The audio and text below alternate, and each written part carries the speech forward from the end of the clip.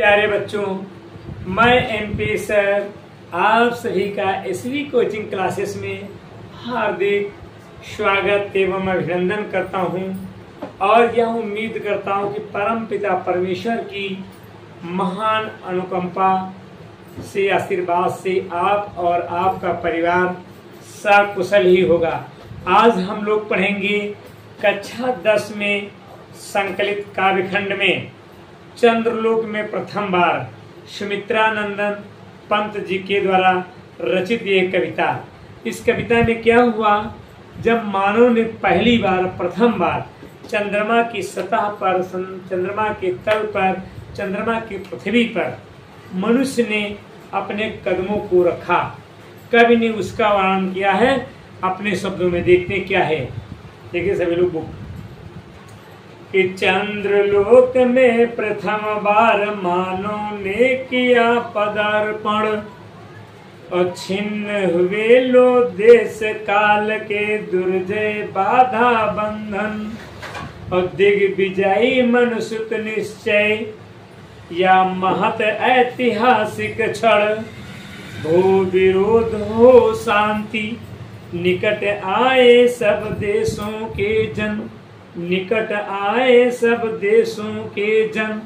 कवि कहता है कि जब मानव ने पहली बार चंद्रमा पर कदम रखा तो जो मनुष्य के अंदर गलत फहमियां थी, उल्टा सीधे विचार थे, वे सारे उल्टा सीधे विचार छिन्न भिन्न हो गए, टूट गए, समाप्त हो गए, मिट गए। और दुर्जय बाधा बंधन, जिस पर विजय प्राप्त करना कठिन था, उस पर इस मनु की संतान ने विजय प्राप्त करी। दिग्विजय में बहुत बड़ी विजय प्राप्त कर ली। यह केवल एक ऐतिहासिक क्षण था, इतिहास में लिखा जाने योग्य ऐतिहासिक क्षण था। भू विरोध शांति हो, एक देश जो दूसरे देश से भूमि के लिए, जमीन के लिए लड़ाई करता है, वो लड़ाई शांति हो जाए और सभी देशों के लोग आपस में मिलजुल कर रहने लगे। ये है व्याख्या। लेकिन किसी भी पाठ की व्याख्या करने से पहले हमको 3 हेडिंगें लिखनी पड़ती बच्चों। पहली हेडिंग संदर्भ, दूसरी हेडिंग प्रसंग और तीसरी हेडिंग व्याख्या। तो हम लोग पहले संदर्भ देखते क्या है। देखिए मैंने डाल दिया है चंद्रलोक में प्रथम बार, फिर चंद्रलोक में प्रथम बार डॉट डॉट करके देशों के जन। सबसे पहली हेडिंग होगी संदर्भ कि प्रस्तुत पद्यांश, कविता है तो पद्यांश और स्टोरी होती तो गद्यांश। तो प्रस्तुत पद्यांश हमारी पाठ्य पुस्तक हिंदी के काव्य खंड में संकलित, इन्वर्टेड कॉमा में लिखा है चंद्रलोक में प्रथम बार नामक पाठ से अवतरित है। इसके रचयिता श्री सुमित्रा नंदन पंत जी हैं। अब बच्चों संदर्भ हो गया, फिर दूसरी हेडिंग हम लोग डालेंगे प्रसंग और लिखते हैं कि प्रस्तुत पद एवं पाठ में कवि ने मानव के चंद्रलोक में पद प्लस अर्पण करने का वर्णन किया है। यानी क्या होता है प्रसंग में कि कोई भी कवि या लेखक जिसके बारे में रचता है, कहता है, हम उसके बारे में जो बात लिखते हैं, बताते हैं, उसको हम लोग प्रसंग कहते हैं। तो प्रसंग हो गया बच्चों। अब तीसरी हेडिंग यहां से लेकर के और देशों के जन के पैरा की हमने हिंदी व्याख्या किया है। देखिए क्या है, तीसरी हेडिंग डालेंगे व्याख्या और लिखते हैं कवि कहता है कि मानव ने चंद्रलोक में पहली बार अपने पैर रखे तो देश काल के अजय, जिनको जीतना कठिन था, अजय बंधन एकदम छिन्न भिन्न, या मैंने ब्रैकेट में लिख दिया है कि टूट गए, छिन्न भिन्न हो गए।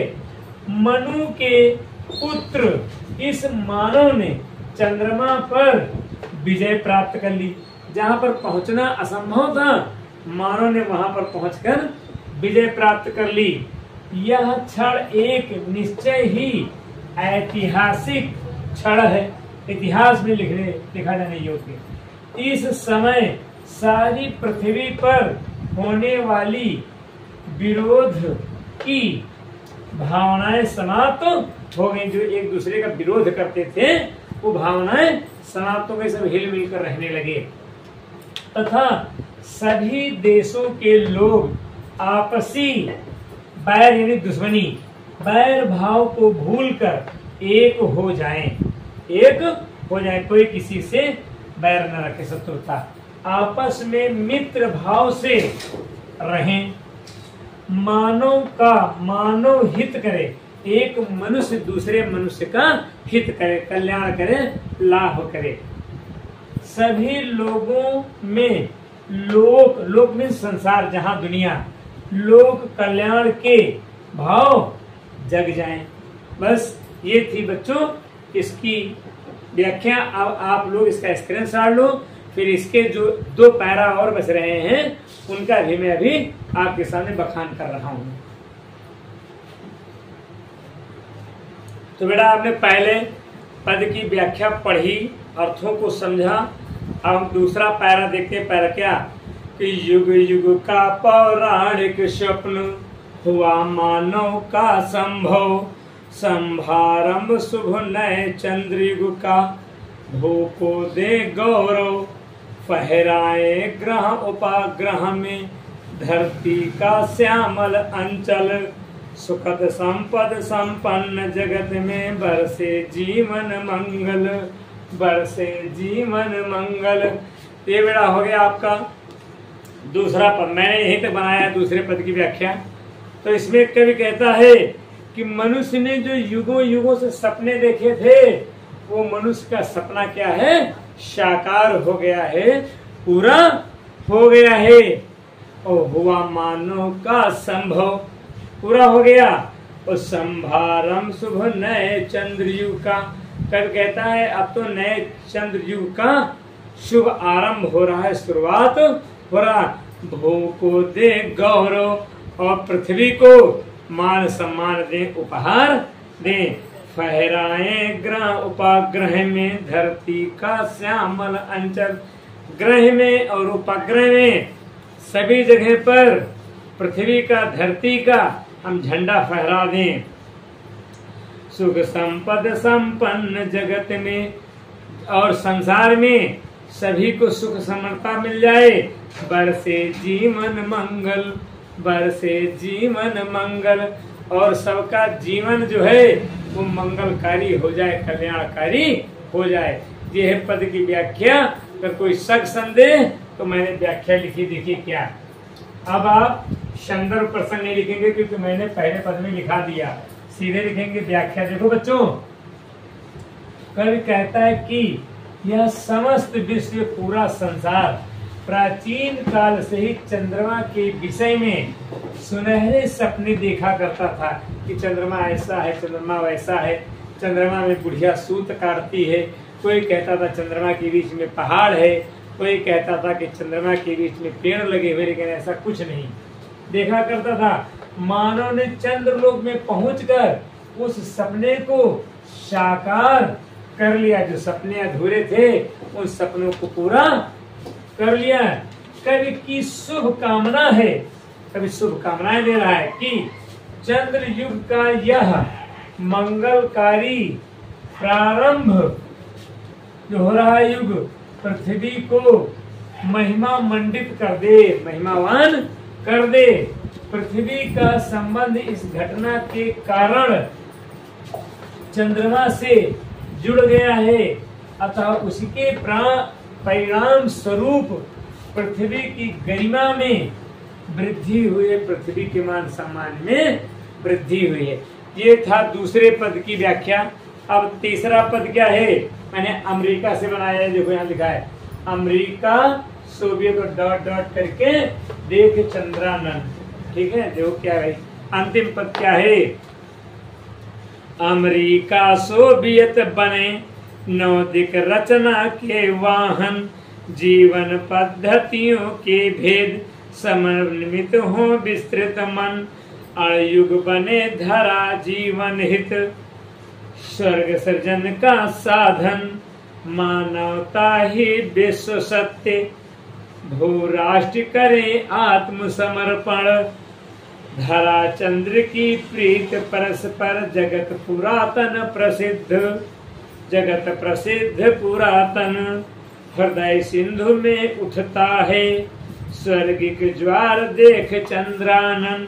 कवि कहता है कि अमेरिका और सोवियत रूस जैसे जो देश हैं तो ये नए चंद्र युग में रचना दिशाओं के वाहक बन जाए, दिशाओं का विकास करने वाले बन जाए।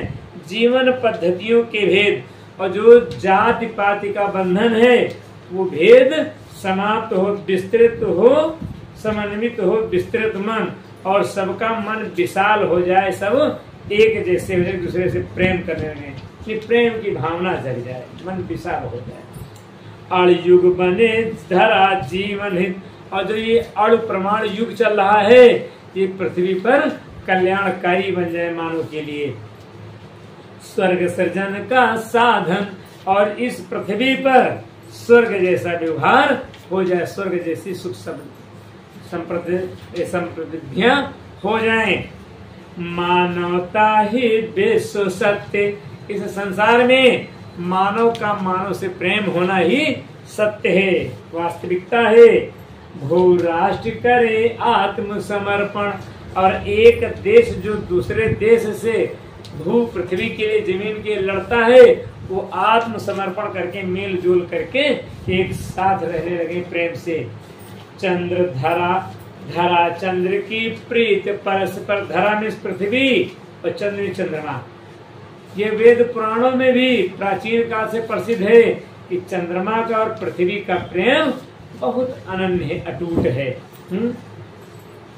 धरा चंद्र की प्रीत परस्पर जगत पुरातन प्रसिद्ध, ये संसार में और वेद पुराणों में प्रसिद्ध क्या कि हृदय सिंधु में उठता स्वर्गिक ज्वार देख चंद्रानन, और जब पृथ्वी पर समुद्र है, समुद्र जब चंद्रमा को देखता है तो समुद्र के दिल में हौले हौले चंद्रमा के प्रति प्रेम उत्पन्न होता है, जिससे ज्वार आता है। ज्वार आने की प्रक्रिया जानते हैं, तो दोनों का प्रेम अटूट है। तो व्याख्या को अब बोर्ड पर भी समझिए, देखिए क्या है। कवि कहता है कि अब अमेरिका और सोवियत संघ नई दिशाओं के रचना के वहन करने वाले बन जाए, उनको नया मार्ग दिखाने वाले बन जाए। संसार के सभी जीवन पद्धतियों का समन्वय हो जाए, सब मेल जुल करके कहीं एक हो जाए। कभी कामना है लोग जाति पात के भेदभाव को छोड़कर भूलकर एक हो जाएं, मानो धर्म को माने। संसार में नए अण युग का आरंभ हुआ है, नया युग प्रारंभ हो रहा है अणुओं का। यह पृथ्वी पर जीवन के कल्याण और स्वर्ग की रचना का साधन बन जाए, पृथ्वी पर स्वर्ग जैसी व्यवस्था हो जाए। विश्व के सभी निवासी धर्म संप्रदायों के ऊपर उठ करके, धर्म संप्रदाय को छोड़कर मानव धर्म ही सच्चा धर्म है, ये माने कि मनुष्य का ही मनुष्य प्रेम होना चाहिए। सभी राष्ट्र इस सत्य के सामने आत्मसमर्पण कर दें, झुक जाएं तथा सत्य को स्वीकार कर ले, मान ले। पृथ्वी और चंद्रमा का प्रेम नया नहीं है, नई बात नहीं है, यह तो बहुत पुरानी बात है। वेद पुराणों में लिखा है, जब पृथ्वी वासी चंद्रमा या चंद्र समान सदृश समान मुख को देखता है तो उसके हृदय रूपी समुद्र में ज्वार आता है, प्रेम जग जाता है। यहाँ जब कोई था, बड़ी छूट गई है ये, जब कोई पृथ्वीवासी, ठीक है। तो बच्चों इसका आप लोग स्क्रीनशॉट ले लीजिए। अब ये सुमित्रा नंदन पंत द्वारा चंद्रलोक में प्रथम बार, ये यानी हमारे कहने का मतलब पूरा पाठ कंप्लीट हो गया, पूरा हो गया है। और हमारी आप लोगों के लिए शुभकामनाएं कि ईश्वर आप सभी का मन मस्तिष्क दिल दिमाग पढ़ने में लगाए, ईश्वर आपको सभी सद्बुद्धि प्रदान करे, आप दिन रात उन्नति को प्राप्त हों, यही मेरा आशीर्वाद और शुभकामनाएं हैं। परंतु जाते जाते इतना कहना है मन लगा लिया है मैंने तुमको मान करके, सम्मान करके। एसवी कोचिंग से मन लगा लो, आपका कल्याण हो जाएगा, प्रोग्रेस हो जाएगा। तो हमारे एसवी कोचिंग क्लासेस को आप लोग ज़्यादा से ज़्यादा लाइक करें, शेयर करें, सब्सक्राइब करें, ताकि हमारे नए नए वीडियो सभी सब्जेक्ट में, Hindi, English, math, science, social, जो भी विषय चलते हैं, 9th to इंटर सभी विषयों में हमारे वीडियो आप तक पहुंचते रहें। ऐसा नहीं कोई बारह ये न समझे कि सामाजिक विज्ञान का नहीं आता, मैथ का नहीं आता, केमिस्ट्री का नहीं आता, फिजिक्स का नहीं आता। हमारे यहाँ सारे सब्जेक्टों के विषय बनाए जाते हैं वीडियो। तो हमारे चैनल को आप लोग लाइक, शेयर, सब्सक्राइब जरूर करें। धन्यवाद। जय हिंद, जय भारत।